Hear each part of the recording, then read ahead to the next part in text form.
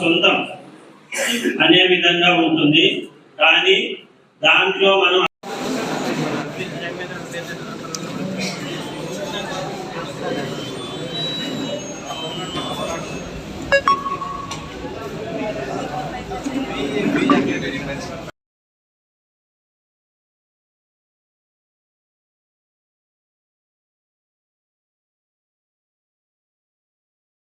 అందరికీ కూడా ధన్యవాదాలు తెలియజేస్తున్నా.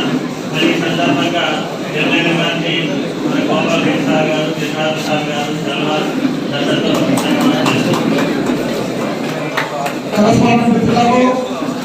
మన కోసం ఇంత గొప్పగా స్పీచ్ ఇచ్చిన ఎమ్మెల్యే గారికి అత్యంత కరతాళంతో హృదయపూర్వక ధన్యవాదాలు తెలియజేస్తుందిగా కోరుతున్నాం.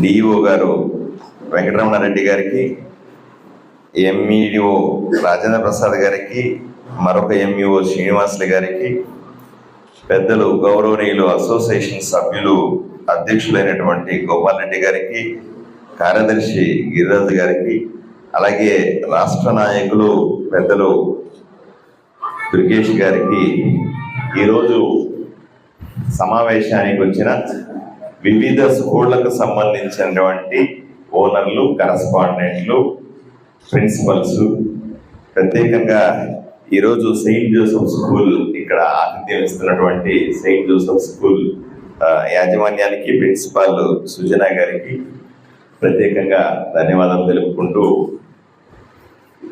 ఈరోజు ఈ సమావేశంలో పాల్గొన్న మీ అందరికీ కూడా పేరు పేరున నమస్కారాలు తెలియజేస్తా ఉన్నాను. ఇక్కడ ప్రశ్నలు ఎక్కువగా ఉంటాయి. ఈ యాక్టివిటీని డెఫినెట్ గా మీరు స్కూళ్ళు నడపడం పెద్ద ఛాలెంజ్ అన్న విషయం నాకు బాగా తెలుసు. కానీ అదే సందర్భంలో మీరు పడుతున్న కష్టాల్లో నేను కూడా మీతో తోడుగా ఉన్నానని చెప్పడానికి ఈరోజు అయ్యా మీరంతా బ్రహ్మాండంగా సంపాదించేస్తున్నారు, కోట్లకు అధిపతులు అయిపోయినారు, ఇంకోటి అయిపోయిందని నేను ఎప్పుడు ఊహించాలి. అట్లాంటి అభిప్రాయాలు నా మనసులో ఎప్పటికీ రావు అనే విషయం తెలుసుకోండి. ఎప్పుడు అట్లా చేయలేదు. కాకపోతే ఆ వైపున విన్నాను, ప్రభుత్వ పాఠశాలల్లో ఉన్నటువంటి హెడ్ మాస్టర్లు వాళ్ళందరూ కూడా వాళ్ళ టీచర్లందరూ వచ్చి నాకు ఇంకా పొడవాటి లిస్ట్ ఇచ్చారు కష్టాలు. సార్ నాకు వెంటనే అనిపించింది, సరే బాగానే ఉంది, ప్రభుత్వ స్కూళ్ళు టీచర్లు ఉన్న కొంత అవగాహన వచ్చింది, ప్రైవేట్ స్కూల్లో ఏం జరుగుతుందో చూడాలి కదా అని వెంటనే ఎంపీ గారికి ఫోన్ చేశాను. లేదంటే నాకు వీళ్ళతో స్కూళ్ళతో సమావేశం ఏర్పాటు చేయండి, నేను వాళ్ళ గురించి కూడా వినాలని ఉంది, వాళ్ళు కనీసం పరిచయం చేసుకొని వాళ్ళ గురించి కొంత ముఖ పరిచయం ఉండాల్సిందే అని నేను చెప్పాను. వెంటనే ఈ సమావేశం ఏర్పాటు చేయడం జరిగింది. సార్ తప్పనిసరిగా ఇంకొకటి ఒక్కొక్క విషయం అన్న చెప్పినాడు. అన్నవాటంటే స్కూల్ నడపడానికి 30 సర్టిఫికెట్లు కావాలి, బార్ నడపడానికి ఒక పొలిటీషియన్ ఉంటే చాలా అన్నాడు. నేను ఆ పొలిటీషియన్ కాదు అని అన్నకు క్లారిఫికేషన్ ఇస్తాను.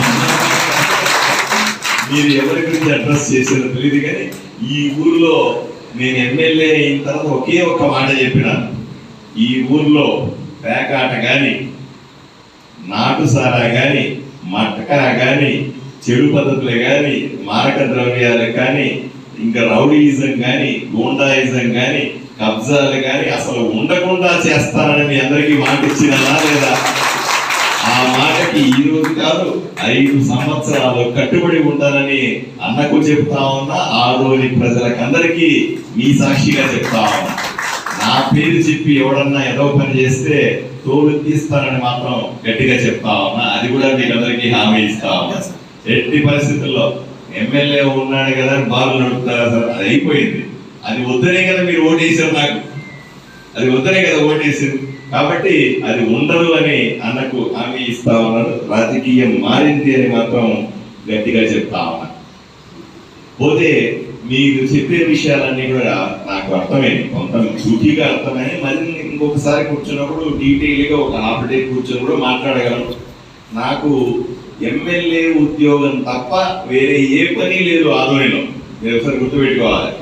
నేను రియల్ ఎస్టేట్ చేయను, కబ్జాలు చేయను, ఇంకో పని ఏమి చేయను. నేను ఎమ్మెల్యే ఉద్యోగం అన్నది ఫుల్ టైం జాబ్, 24/7 జాబ్ ఇది. అందువల్లే నేను గవర్నమెంట్ గెస్ట్ హౌస్ లో కూర్చొని ప్రజలను కలుస్తా ఉన్నా. మీరందరికీ చెప్తా ఉన్నా, ఎప్పుడైనా సరే ఎవరైనా సరే ఎటువంటి అపాయింట్మెంట్ అక్కర్లేదు. నన్ను కలవడానికి ఎవరికి ఫోన్లు లేక రికమెండేషన్లు పడకలు ఎవరైనా నేరుగా వచ్చి నన్ను కలిసే అవకాశాన్ని ఈ ఆదోని ప్రజలకందరికీ నేను ఓపెన్ గా ఉంచానన్న విషయాన్ని మీకు తెలియజేస్తాము. తప్పనిసరిగా మన అందరి మీద ఉంటుంది. ఎవరి కోసం పెడతాం? వాళ్ళ కోసమే కదా, వాళ్ళ క్రమశిక్షణ తీసుకురావడానికి కదా పెడతాం. సో అటువంటి సమస్యలు ఏమీ రావు. ఏదైనా ఉంటే డెఫినెట్ గా ప్రభుత్వం నుంచి లేదా అసోసియేషన్ నుంచి మీడియా నుంచి ఏదైనా సమస్యలు ఉంటే తప్పనిసరి నా దృష్టికి తీసుకురండి. తప్పనిసరిగా నేను మీడియా మిత్రులకు కూడా చెప్తా ఉన్నా, తొందరపడి ప్రైవేట్ స్కూల్స్ మీద ప్రైవేట్ వాటి మీద వాళ్ళ ఇబ్బందులు వాళ్ళకు ఉంటాయి. జెన్యూనిటీ తెలుసుకోకుండా, క్రాస్ చెక్ చేసుకోకుండా ఎట్టి పరిస్థితుల్లోనూ వాళ్ళ మీద వెంటనే వార్తలు రాయొద్దని, వెంటనే వార్తలు ప్రసారం చేయొద్దని మిమ్మల్ని అందరినీ కూడా రిక్వెస్ట్ చేస్తాం. అదే సందర్భంలో మీడియా మిత్రుల నుంచి కూడా ఒక రిక్వెస్ట్ ఉంది. సార్, స్కూళ్ళలో మాకు 50% రాయితీ ఇవ్వమని వాళ్ళందరూ కూడా నాకు ఇంతకుముందు ప్రపోజ్ చేసి ఉన్నారు. ఒకే స్కూల్లో అందరూ అడిగితే వీళ్ళంతా 50 మంది 70 మంది ఉంటారేమో, అంతే కదా. 70 మంది 70 అడ్మిషన్లు ఉంటాయో, 100 అడ్మిషన్లు ఉంటాయో. ఒకే స్కూల్లో 100 అడ్మిషన్లు అయితే ఇబ్బంది, కానీ మీరందరూ కూడా అసోసియేషన్ సబ్డివైడ్ చేసుకొని ఒక్కొక్క కాలేజీలో ఒక్కొక్క సీట్, ఒక్కొక్క స్కూల్లో ఒక్కొక్క సీటు 50% డిస్కౌంట్ ఇస్తే అది పెద్ద భారం కాకుండా కూడా ఉంటదని నేను పత్రికా విలేకరుల వైపు నుంచి నేను మిమ్మల్ని రిక్వెస్ట్ చేస్తా ఉన్నాను. మీ అందరినీ కూడా రిక్వెస్ట్ చేస్తా ఉన్నాను. మీరు కూడా దయచేసి ఎక్సెప్ట్ చేస్తున్నారు కాబట్టి మీడియా తరపున మీడియా మిత్రుల వైపు నుంచి మీకు ధన్యవాదాలు తెలుపుతా ఉన్నా. ఇంకెవరైనా సాయం చేస్తే కూడా మీడియా మిత్రులకు సాయం చేయాల్సిందిగా నేను విజ్ఞప్తి చేస్తా ఉన్నాను. అలాగే ఎప్పుడైనా అవసరం ఉన్నప్పుడు, కష్టం వచ్చినా నష్టం వచ్చినా మేమందరూ ఉంటాం. ఏం భయపడకండి, ఎవరు భయపడద్దు, ఇబ్బంది పడద్దు. నేను యాక్సెసిబుల్ ఎమ్మెల్యే కాబట్టి ఆ ఇబ్బంది కూడా మీకు ఏమీ లేదు. కాబట్టి మీరందరూ కూడా బాగుండాలని, మీరు, మీ కుటుంబాలు, మీ స్కూళ్ళు అందరూ బాగుండాలని మనస్ఫూర్తిగా కోరుకుంటూ నాకు మిమ్మల్ని కలిసే అవకాశం ఇచ్చినందుకు మరొకసారి ధన్యవాదాలు తెలుపుకుంటూ సెలవు తీసుకుంటాను. కాబట్టి మిత్రులు ఈ సందర్భంగా ఏం కోరుకుంటారంటే, వచ్చినటువంటి శాసనసభ్యులు మన యొక్క స్కూల్ యొక్క మినిమం ఏవైతే ఇబ్బందులు ఉన్నాయో ఆ ఇబ్బందుల్ని తీర్చే బాధ్యత మన ఎమ్మెల్యే పైన ఉంది. ఎందుకంటే ఆయన మంచి ఒక డాక్టర్ కాబట్టి మనకి ఏవైతే రోగాలు ఉన్నాయో, ఇబ్బందులు ఉన్నాయో వాటిని ఖచ్చితంగా మనకు తీర్చి ఒక సేఫ్ జర్నీలో, ఈ ఎడ్యుకేషన్ సిస్టమ్ సేఫ్ జర్నీలో పోతే సమాజం బాగుపడుతుంది. రియల్గా చెప్తున్నా, నాకు విలేజ్ నుండి పిల్లలు ఎక్కువ వస్తారు. నీకు 5 ఎకరాలు కాదు, 100 ఎకరాలు కాదు, ఒక మంచి డిగ్రీ జీవితాలతో బాగుంటాడు. అదే చెప్తాను నా పిల్లలకు. కాబట్టి చాలా టైం తీసుకున్నా. రెస్పాండెంట్ మీద కూడా భవిష్యత్తులో అందరూ ఎవరు వచ్చినా, ఏ ఎమ్మెల్యే గారు వచ్చినా అందరూ వాళ్ళకి సపోర్ట్ ఉంటుంది. మనకు కూడా సమాజంకి మన యొక్క పాత్ర ఎంతో అవసరం. ఎందుకంటే గవర్నమెంట్ విద్య, ప్రైవేట్ విద్య రెండు కళ్ళు లాంటివి. ఒక కన్ను ఉంటే ఒక కన్ను ఉండదు. కాబట్టి గవర్నమెంట్ విద్యా సంస్థలు కూడా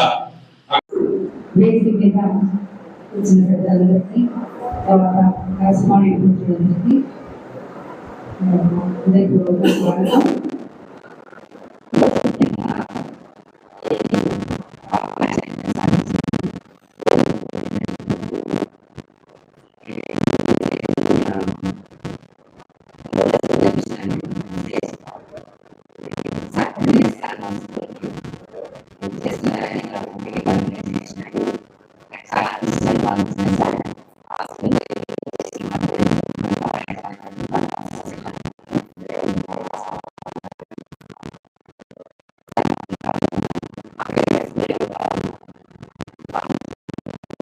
మేము ఎదుర్కొనే సమస్యల గురించి వివరించుకోవడానికి మాకు అవకాశం కనిపిస్తుంది.